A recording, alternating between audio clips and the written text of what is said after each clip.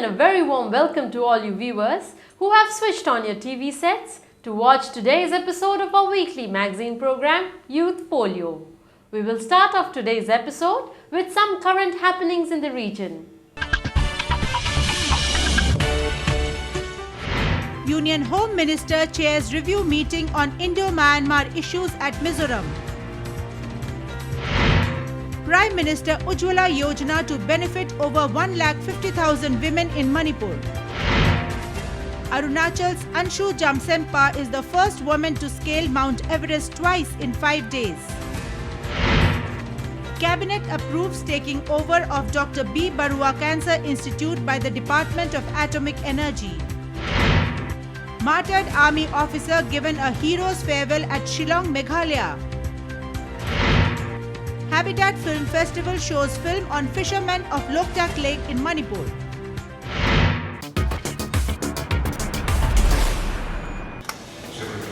Union Home Minister Rajnath Singh chaired a review meeting on Indo-Myanmar border issues at the conference hall of the Mizoram Legislative Assembly Annexi on the 12th of June. The meeting was attended by Minister of State for Home Affairs Kiran Rijiju, Chief Ministers and top officials of Mizoram, Arunachal Pradesh, Manipur and Nagaland, besides from the Ministry of Home Affairs and Assam Rifles, which guards the Indo-Myanmar border. The Union Home Minister said that there was urgent need to examine the visa-free movement regime that existed in the Indo-Myanmar border, among other things. Indo-Myanmar border is unique in many ways. It has a visa-free movement regime for the people living within 16 kilometers on either side of the border. This regime has been in place keeping in view the traditional social relations among the border people. Such a regime is to help the genuine people living in the close proximity of the border. However, it is being misused by militants and the trans-border criminals who smuggle weapons, narcotics, contraband goods and fake Indian currency notes. With fast improving security situation in Northeast region, militants are denied hideouts here and some of them have relocated themselves across the border. Taking advantage of the free movement regime, occasionally they enter India, commit crimes and escape to their relatively safer hideouts. MHA, Ministry of Home Affairs, will continue a committee headed by Special Secretary Internal Security. This is the important point. Ministry of Home Affairs will constitute a committee headed by Special Secretary Internal Security to examine the present rules and regulations adopted by the border states for implementation of free movement regime. Another relevant issue discussed was development of border villages. Under the Border Area Development Program run by the Ministry of Home Affairs, allocate funds to address specific needs of the people living in the border areas. The states of Mizoram, Manipur, Nagaland and Arunachal Pradesh have received 567.39 crore rupees in the last 3 years under BADP.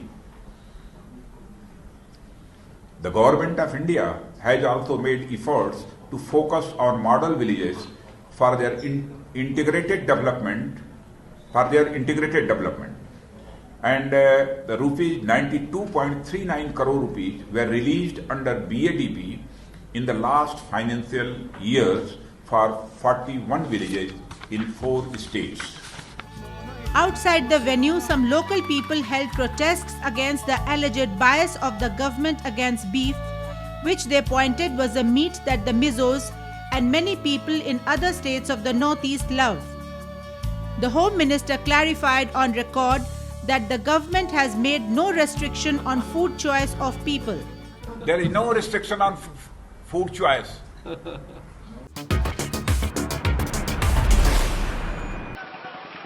The launch of Pradhan Mantri Ujjwala Yojana at the City Convention Centre of Imphal, Manipur drew in Donor Minister Dr. Jitendra Singh to the state, besides Chief Minister N. Biren, Deputy Chief Minister Joy Kumar Singh, Member of Parliament Olympian boxer M.C. Maricom and other dignitaries. The dignitaries distributed free LPG connections to 20 select women on the venue to mark the launch of this most beneficial scheme. The Pradhan Mantri Ujjwala Yojana is a central government-sponsored welfare program launched by Prime Minister Narendra Modi with the aim to provide deposit-free cooking gas connections to 5 crore women of the country belonging to BPL families within a period of 3 years starting from 2016-2017. Manipur is the second state in the northeast after Assam in which the scheme has been launched. In Manipur, the plan is to cover over 150,000 women, especially in the hill areas, where giving of LPG connections would also lead to prevention of deforestation, as households often cut down trees to light the kitchen fires. Ngasi launch toriba posi karino. Singi ima isa singna wana sampurga sing chaluraga lani laka namu kitchen duda saksang duda maikhu maruk duda mai am tharga mu kamaga madda thonga kada madu thengna mogi awaba maduna sahi humudra hingada bada sahi yankri da punsi loiba nifu da punsi loiba thon indo laina kya na nar shiva mayam du madu masi Prime Minister Modi gi sigi usi Ujjwala Yojana isna loina sabedore.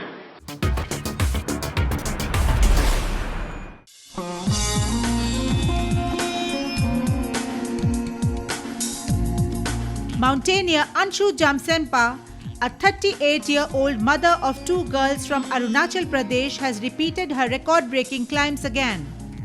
This time, she scaled to the top of Mount Everest twice in 5 days, the first being on the 16th of May and the second on 21st, thus becoming the first woman to scale Mount Everest twice in 5 days. She was received and congratulated by Prime Minister Narendra Modi himself for the feat. The first question he asked me was why did you go again? Just jokingly, maybe he wanted to create that atmosphere light, so he asked me, which I didn't expect. Then I said, then immediately it came out spontaneously that because I wanted to set this record for the Indians, for the country. That was my answer. And then after that, we also talked about mountaineering to include in sports policy, because mountaineers, they're not getting any sports policies benefit, and he was quite positive about that. And then another thing was my daughter, she has done very good in her board exam, so Prime Minister has given her a written congratulatory message, which is a very big, huge encouragement for my daughter, and I was so happy to receive that from him. Asked about the many problems she faced during her record-breaking climb, Anshu, whose face is still sunburned from the direct exposure to the sun, said, Physical problem, because of the oxygen, I was in a very bad shape. I was coughing, my throat was pain, there was a pain in my throat, and then also all my cheeks were burned, so it was itching and it was burning, and also I got blisters on my leg. So, and then I was not getting proper sleep, so because of that I was feeling dizziness, some weaknesses. With her feet, this feisty lady from Arunachal Pradesh is an example not only for the youth but also for women. She confides that she often faced opposition but never gave up. People were like, no, you stay at home, this is not your job, why are you going to mountains? Or sometimes they even used to tell me, I'm sure you must have this one, another guy affairs with, or something like that, all this, And other thing is they also thought that, okay, she is a woman, she cannot do it, she maximum she will reach up to base camp, and all those things. It also took me a lot of time to convince my husband. It was not that easy like as people they think. So yeah, if you're very passionate about something and what you deserve is like nobody is going to come and give you, you have to take a stand for that. In a far-reaching achievement which would revolutionize cancer treatment in the Northeast, the Union Cabinet has approved of taking over the ailing Dr. B. Barua Cancer Institute of Guwahati by Department of Atomic Energy or DAE, upgrading it, introducing academic teaching in cancer care at the institute, and bringing it under the administrative control of Tata Memorial Trust Mumbai, which is an aided institution of DAE. Announcing this at a press conference held in Delhi on the 7th of June, Donor Minister Dr. Jitendra Singh pointed out 3 benefits. The advantage of this will be at 2-3 levels. A, that it will have it at its disposal all the doctors, the faculty members, the specialists who are already practicing and offering their services in Tata Institute in Mumbai. They would be available also in Guwahati Barua Institute. The second part is that it will have abundant funding, about non-recurring 150 crore and recurring about 45 crore per year. So the financial constraint that we were facing will also be overcome. And thirdly, the most important is that through this we would be able to start regular teaching courses in cancer. In fact, we have already started MCH super specialty cancer surgery training, and from this session DM super specialty cancer medicine. These are very prestigious courses, the highest kind of course available in medical science. Dr. Singh also made announcements about other states. At Aswal, a regional institute for medical, paramedical and nursing sciences has been approved. So this is also a big breakthrough for a small peripheral state of Mizoram for the first time, and for that a budget of rupees 481.22 crore has been sanctioned. That has also received the government's nod. In Shillong, we have the Northeastern Indira Gandhi Regional Institute of Health and Medical Sciences, which you popularly call NIGRIMS.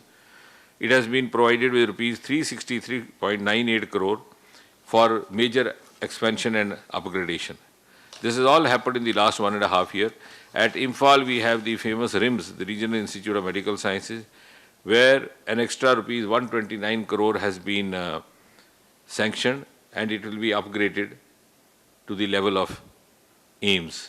Asked by Youthfolio about what is being done at district level and rural and remote areas where people often have to rely on traditional untrained doctors who administer leaves and other traditional treatments, and modern medicines are often not available, Dr. Singh said, we have brought in the private players and they have agreed. RDR Cancer Institute has agreed to offer OPD cancer services or other cancer services at district level. Pitanjali may come forward in, then wherever required we will do some tendering, but we are working on it certainly.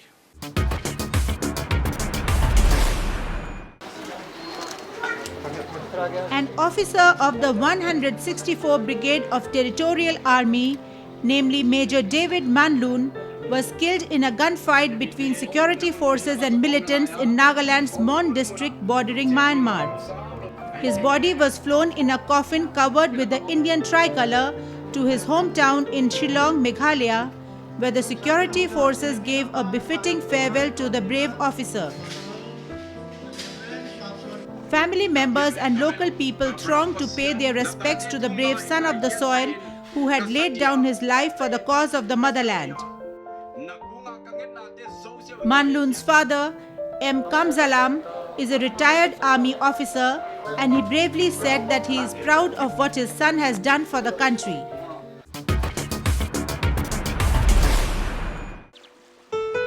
The world-famous Loktak Lake of Manipur and the lives of fisher folk who eke their livelihood by fishing here forms the background of award-winning film Loktak Lairembi, directed by acclaimed filmmaker of Manipur, How Bam Paban, which was shown to a discerning audience of Delhi during the recently held Habitat Film Festival. The film probes into the inner depths of the human mind as it shows the transformation of a simple fisherman who accidentally gets a gun, which is shown as a symbol of power. The film was enjoyed by both Manipuris living in Delhi and non-Manipuris.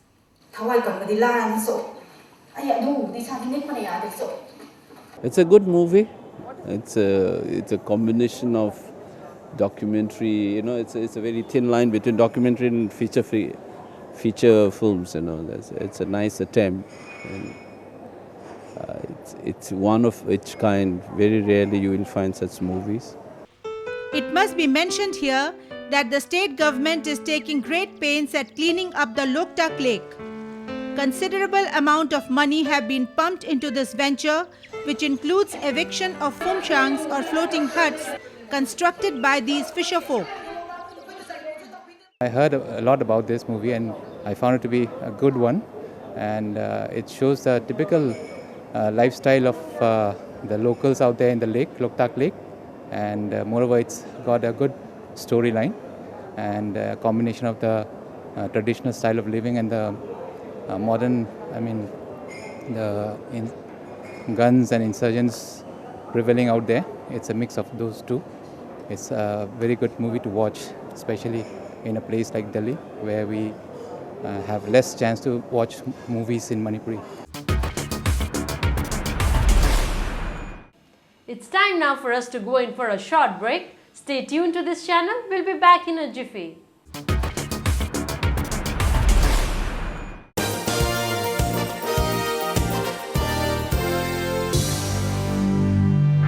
First Word, a complete monthly magazine of the Northeast, packaging news and current affairs, sports, culture, festivals, achievers, life in metro, and lots more. Buy the magazine today from stalls across the Northeast and New Delhi, or subscribe for 12 issues by paying Rs 320 online. For details, contact 98101 29327.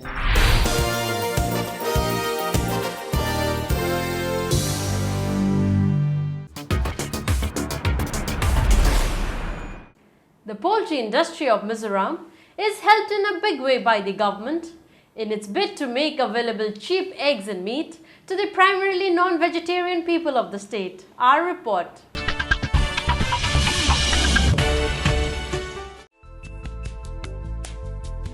The Inbro Poultry Hatchery Farm at Tanreel in Aizawl, Mizoram is one unit which has revolutionized the poultry industry of the state. Funded with Rs 389.5 lakh by NABARD, or the National Bank for Agriculture and Rural Development, and run by the Zoram Poultry Development Society under the state government, the hatchery houses over 5,000 chickens, including 1,500 brown layers, out of which 1,350 are females, each of which have a capacity to lay over 300 eggs per year, and 150 are males. Then there are 1,500 rainbow roosters, which can be used both for egg purpose and for meat. The third variety is fast white parental stock, which are used for breeding as well as for meat. These birds grow very fast and attain up to 1 kilo in just 3 weeks. The farm incorporates modern technology such as individual cage system for the birds, artificial insemination, vaccination on time, feed decided on by veterinary doctors on time, nipple system of automated drinking water dripping to the cages from the big water tanks, etc. The purpose behind starting this farm was to make available eggs and meat to the primarily non-vegetarian populace of Mizoram at cheap prices. For the main purpose of this farm is production of cheap, good quality chicks, both broiler for meat purpose and layer for egg purpose. The chicks are made available to the people, both Aizawl and the remote areas, at cheaper rate of say broiler 45 rupees per chick, while the market rate is 60 rupees. And in terms of layers, we provide them at for 50 rupees per chicks, while the market rate is 60. Once the farmer purchase chicks from us, layer farmers will produce eggs, and similarly, broiler farmers will rear the birds, broilers, and sell them off to the market for meat purpose. Apart from hens and cocks housed in the hatchery sections, the sprawling farm has dedicated egg storage and grading house, wherein eggs are stored in optimum temperature cold houses, sorted and graded before sale. The eggs and day-old chickens are sold to farmers at very cheap rates. The individual poultry farmers and cooperatives thereafter rear these chicken and sell it to buyers after adding their profits. The unit has thus paved way for earnings for thousands of people involved in the poultry business in the state.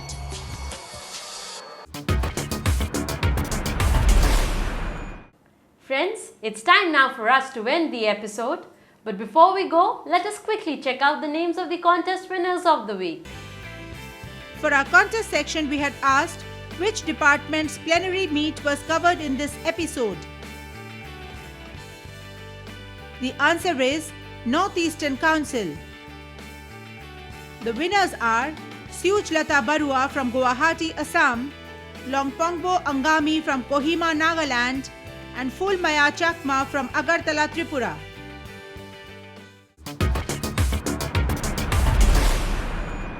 Congratulations winners!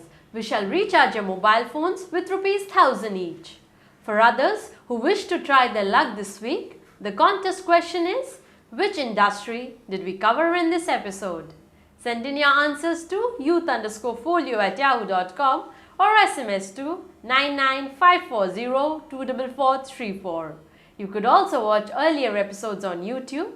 Until next Thursday, 7:30 p.m., it's a goodbye from the entire team of Youth Folio.